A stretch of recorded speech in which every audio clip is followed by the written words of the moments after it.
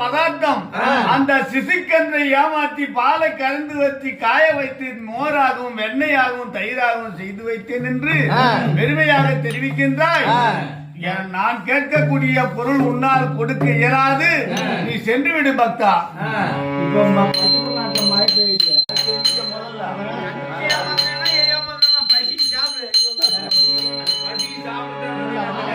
நான் சாப்பிடக்கூடிய பதார்த்தம் இருந்தா தானே நான் சாப்பிடுறதுன்னு எல்லாம் சாப்பிட்டு அதுக்கு தகுந்த இடத்துல இருந்தாதான் சாப்பிடுறேன்.